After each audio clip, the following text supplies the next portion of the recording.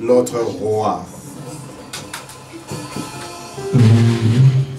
Jésus mort, Jésus ressuscité. Lèvons nos mains. Majesty. Worship is His Majesty.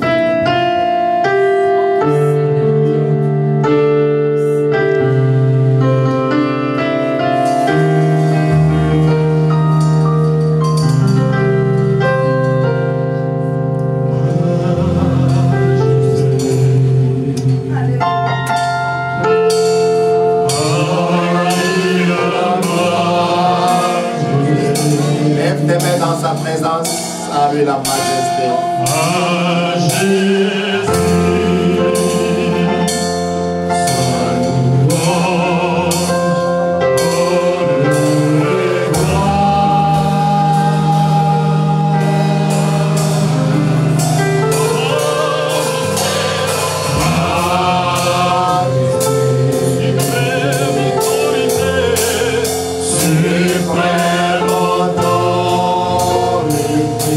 Dans notre cœur,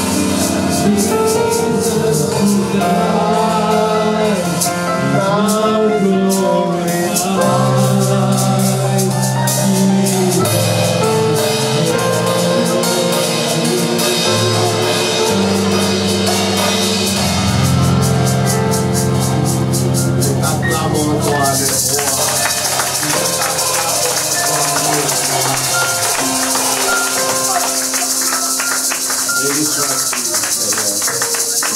Dieu le roi, Dieu le roi. Et en ces lieux, Seigneur, nous reconnaissons ta royauté. Et nous te disons merci parce que tu es notre roi et nous sommes tes sujets. Glorifie ton nom et bénis ta parole au nom de Jésus. Amen. Merci de vous asseoir. Que le Seigneur vous bénisse. Alléluia. Amen. Amen. Nous sommes encore très heureux de nous revoir ces premiers dimanches du mois d'avril. Gloire soit rendue au Seigneur pour les surprises que nous avons. Les personnes qui nous ont surprises, que le Seigneur vous surprenne aussi. Okay. Alléluia. Il vous apporte des surprises favorables parce que c'est la saison et j'aimerais que vous puissiez prendre part à tous les bénéfices de cette saison. Nous sommes pendant la saison des Pâques. J'aime bien l'expression anglaise, les Passover. C'est une très bonne saison. Alléluia. Et à partir d'aujourd'hui, nous allons ouvrir un thème sur les 7 bénédictions des Passover, les 7 bénédictions des Pâques. Alléluia. Les 7 bénédictions des Pâques.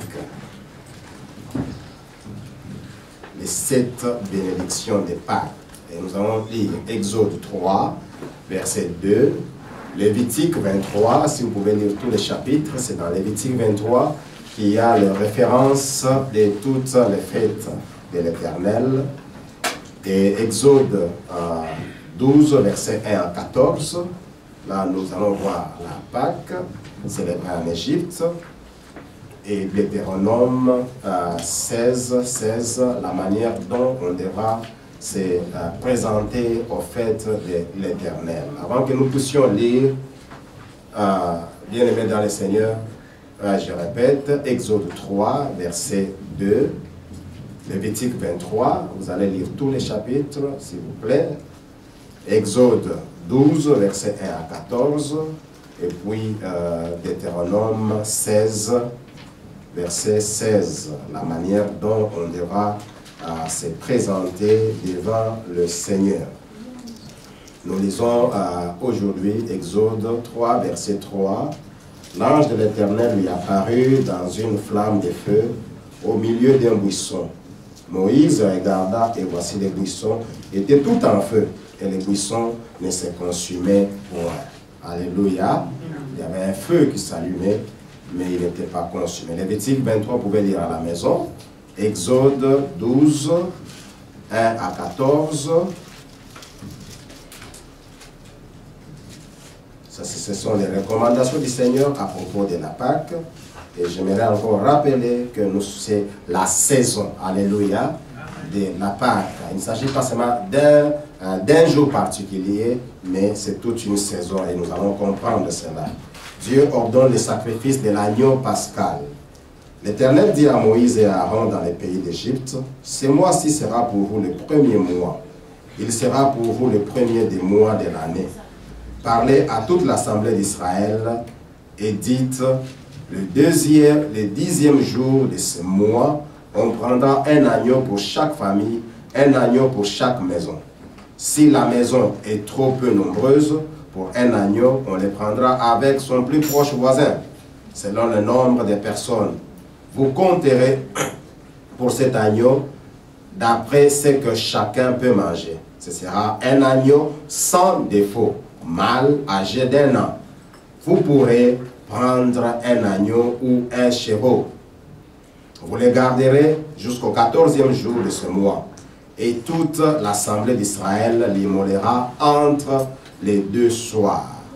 On prendra de son sang et on mettra sur les 2 poteaux et sur les linteaux de la porte des maisons où on le mangera.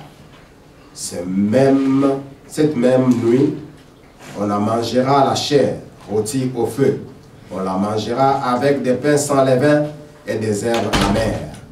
Vous ne les mangerez point à demi-cuit et bouilli dans l'eau, mais il sera rôti au feu avec la tête, les jambes et l'intérieur. Vous n'en laisserez rien jusqu'au matin, et il en reste quelque chose le matin, vous les brûlerez au feu. Quand vous les mangerez, vous aurez vos reins sains, vos souliers aux pieds et votre bâton à la main. Et vous les mangerez à la hâte, c'est la Pâque de l'Éternel. Verset 12. Cette nuit, je passerai dans les pays d'Égypte et je frapperai tous les premiers-nés du pays d'Égypte, depuis les hommes jusqu'aux animaux. Et j'exercerai les jugements contre tous les dieux d'Égypte. Je suis l'Éternel.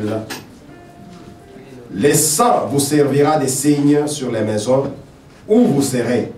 Je verrai les sangs et je passerai par-dessus vous, et il n'y aura point de plaies qui en détruisent quand je frapperai les pays d'Égypte. Vous conserverez les souvenirs de ces jours et vous les célébrerez par une fête en l'honneur de l'Éternel. Vous les célébrerez comme une loi perpétuelle pour vos descendants. Alléluia. Deutéronome 16, verset 16, nous lisons: 3 fois par année, tous les hommes d'entre vous se présenteront devant l'Éternel ton Dieu, dans les lieux qu'il choisira, à la fête des pains sans levain, c'est la fête des Pâques, à la fête des semaines, il s'agit de Pentecôte, et à la fête des tabernacles. On ne paraîtra point devant l'Éternel les mains vides. Alléluia. Alléluia. Nous disons les 7 bénédictions de la fête des Pâques. Les 7 bénédictions des Pâques. La Bible dit que Dieu veut que notre joie, que nous soyons dans la joie et que notre joie soit parfaite. Alléluia. Pourquoi 7? Pourquoi pas 3? Pourquoi pas une seule bénédiction liée à la Pâque, mais 7? Et quand est-ce que les 7 bénédictions arrivent? Ces bénédictions, bien-aimés dans le Seigneur, arrivent après l'obéissance. Justement, chaque fois qu'il y a obéissance, c'est le miracle qui vient. Les miracles ne précèdent pas l'obéissance, mais c'est l'obéissance qui précède le miracle. Alléluia. Plusieurs personnes aujourd'hui voudraient bien avoir des miracles. Certaines personnes voudraient bien avoir des titres partout à l'église et dans le monde. Mais ces choses viennent après avoir fait quelque chose. David a été nommé ou bien a eu le titre du roi d'Israël après avoir fait quelque chose, après avoir tué Goliath. Et pourtant, David pouvait se dire aussi à son temps que, écoutez, je ne suis pas militaire. Et d'ailleurs, quand David affrontait Goliath, il n'avait aucun titre militaire.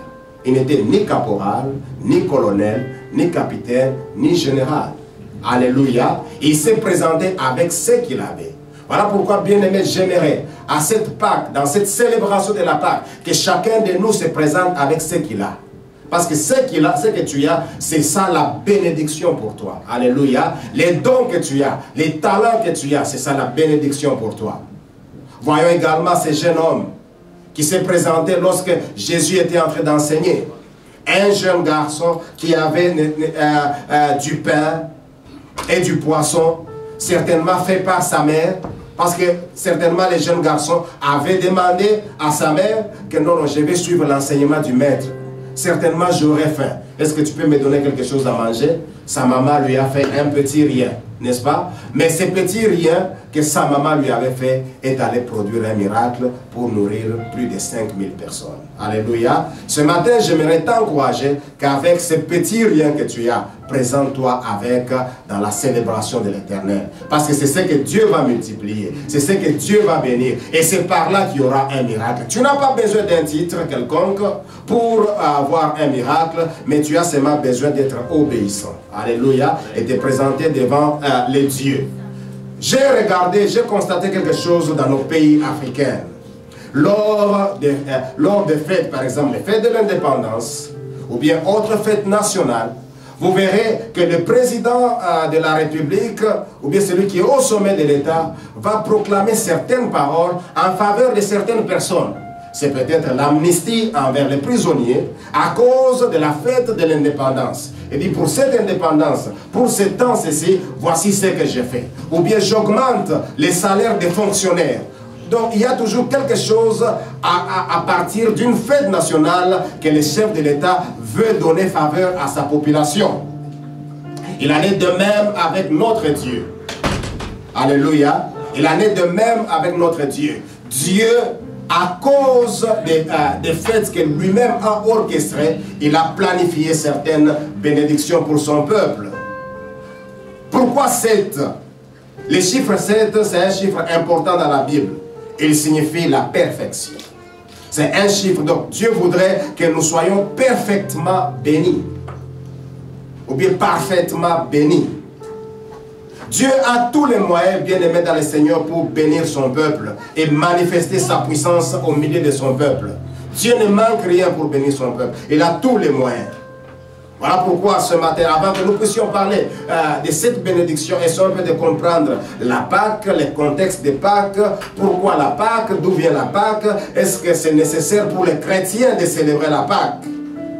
Chaque fête de l'Éternel, selon la Bible, ou appelée autrement, cette sainte convocation de l'Éternel, possède en soi des aspects historiques, des aspects prophétiques et l'application aujourd'hui dans l'Église.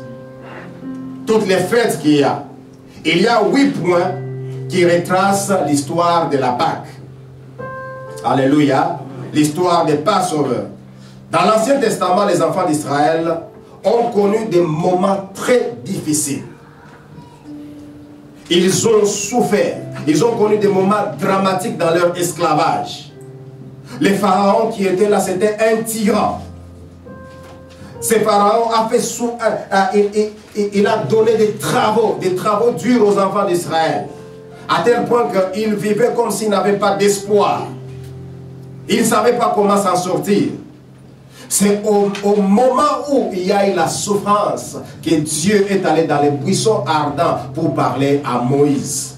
Frères et sœurs, je vais dire une chose, que vos souffrances précèdent toujours la grande bénédiction. La Bible dit, Abraham, espérant contre toute espérance, en d'autres termes, quand tout lui était interdit d'espérer, c'est alors qu'Abraham a cru. Alléluia. Il y a des choses qui arrivent dans la vie qui vous interdisent même d'espérer, qui vous interdisent même de croire que Dieu peut faire quelque chose.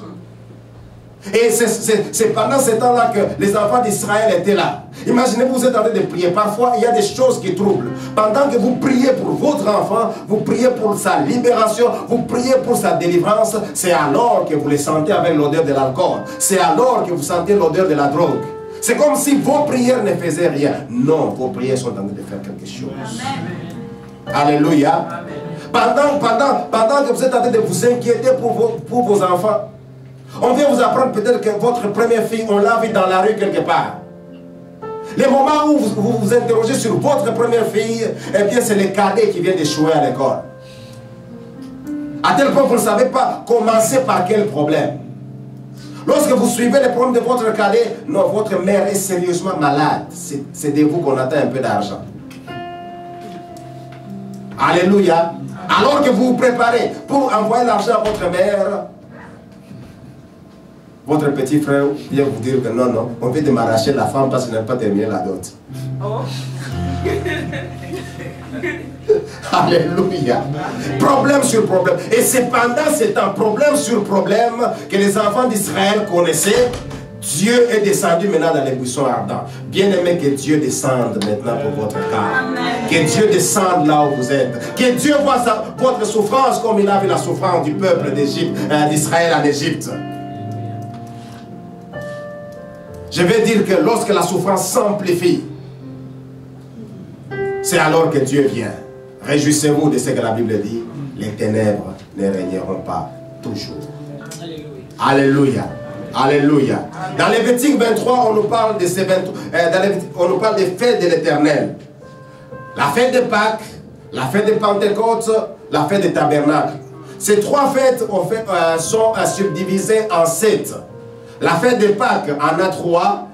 Et puis la Pentecôte est unique et la fête des tabernacles en a aussi 3. Et ce matin, nous sommes en train de parler de la fête des Pâques qui est subdivisée en 3. La fête des pains sans levain, les prémices et ce qu'on appelle Pâques.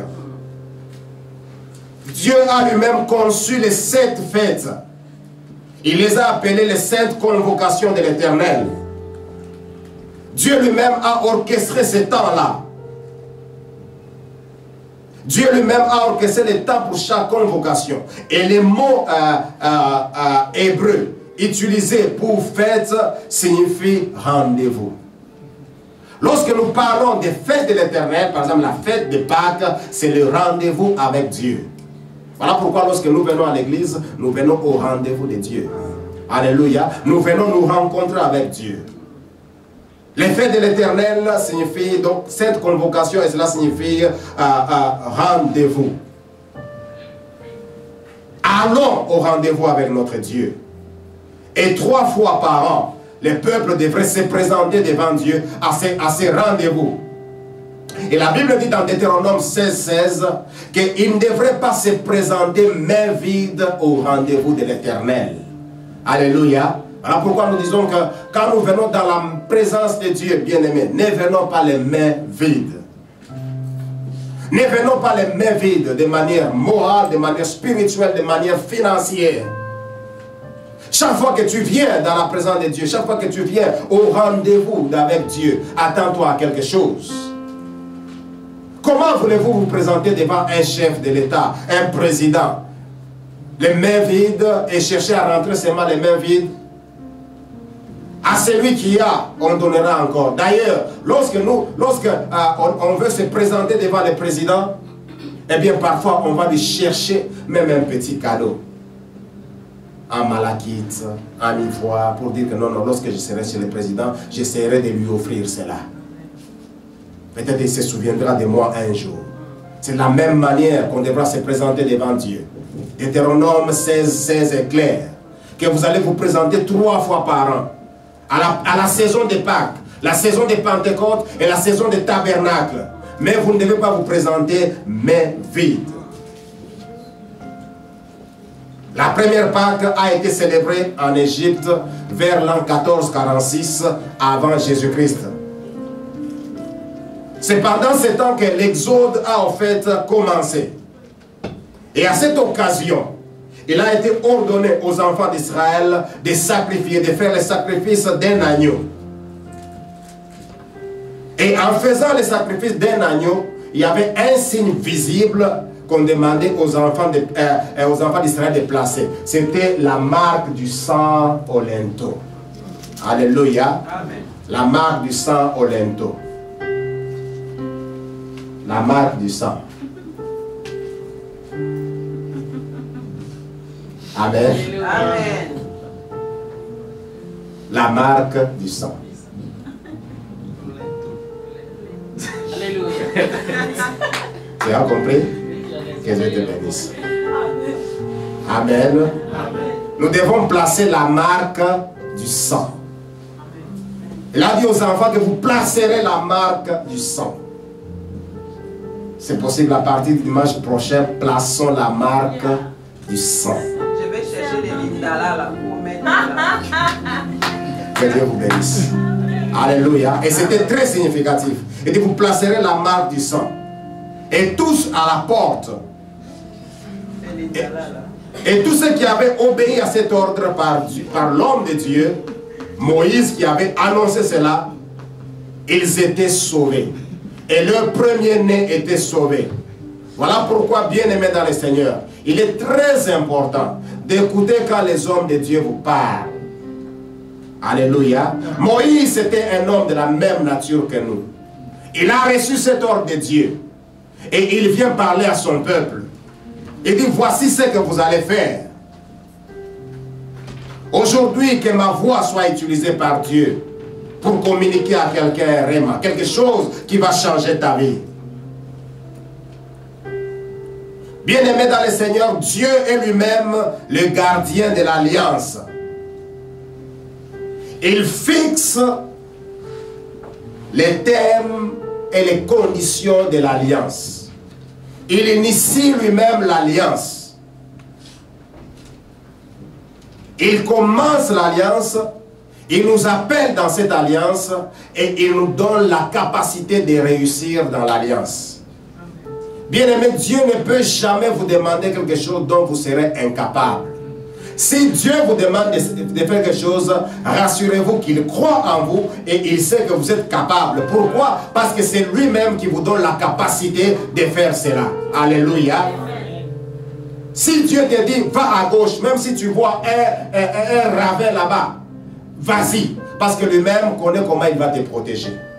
Si Dieu te dit, va à droite, même si tu sens que là-bas ça brûle, vas-y. Lui-même connaît comment il va te faire traverser ces feux. Alléluia. Bien-aimé dans le Seigneur, pendant que je suis parti à l'université, j'ai demandé au Seigneur que je me retrouve dans un groupe où il y avait les chrétiens. J'ai dit, Seigneur, j'arrive à l'université, il faut que je sois parmi les chrétiens, les gens qui te craignent. Et j'ai prié, je suis en train de m'enchaîner de 3 jours. Arrivé à l'université, la chambre que j'occupais avec les autres coéquipiers de la chambre, les autres voisins, ils étaient tous musulmans. Un jour à 4 h du matin, j'attends, oh, qu'est-ce qui se passe? Où je me trouve? Waouh! Je dis, mais Seigneur, ce n'est pas ce que j'ai demandé.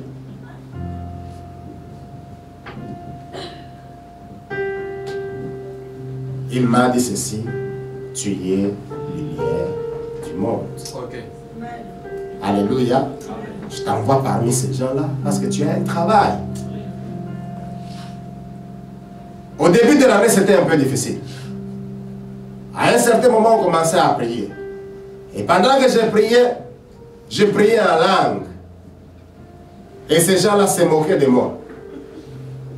Ils disent, mais finalement, nous parfois quand nous prions tout ça, mais toi tout ça. J'ai dit, d'accord. Mais à un certain moment,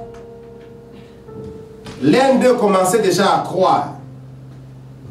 Ce que j'ai aimé, c'est qu'à la fin de l'année, on va organiser une veille de prière à la veille de la session. Et tous les musulmans étaient là pour invoquer le nom de Jésus pour la session. Alléluia. Lors de la deuxième session, ceux qui se sont retrouvés à la deuxième session m'ont demandé, frère, il n'y a pas encore de veillée? Alléluia. Parce que nous croyons et nous savons que quand vous priez, nous tous nous réussissons. Et que le nom du Seigneur soit glorifié. La deuxième année, 2 des 3 de ma chambre étaient devenus chrétiens. Un autre musulman était là, et il venait à la prière. Il se disait musulman modéré. Je dis gloire à Dieu. Sois modéré, mais reçois Jésus. J'aimerais dire, bien aimé dans le Seigneur, que lorsque Dieu vous dit ou bien vous envoie quelque part, rassurez-vous qu'il croit en vous. Rassurez-vous qu'il va vous donner lui-même la capacité de réussir. Pendant ce temps-là, un autre point, alors que Dieu donne de l'ordre de l'autre côté pour la célébration de la Pâque, Dieu lui-même est allé endurcir les cœurs des pharaons. Dans votre vie, vous rencontrerez certaines personnes qui ne changent pas, mais continuez seulement à prier. Parce que parfois, c'est même Dieu qui a endurci leur cœur. Alléluia. Vous trouverez les gens qui ont les mêmes histoires de 1999. Ils vous parlent, c'est ça l'actualité. Alléluia. Ils ont toujours la même chose. Ils n'ont jamais changé. Chaque fois que quelqu'un vient, il nous raconte la même chose. Quelqu'un autre vient, il nous raconte la même chose. Quelqu'un autre vient. Gloire à Dieu. Quand j'ai compris cela, je me dis, Seigneur, merci d'avoir endurci leur cœur. Et vous savez, lorsque Dieu endurcit votre cœur, lorsque Dieu endurcit le cœur de quelqu'un, c'est pour qu'il soit noyé. Nous comprendrons la suite des pharaons par la suite. Okay. Alléluia. Réjouissez-vous de ce que vous avez certaines personnes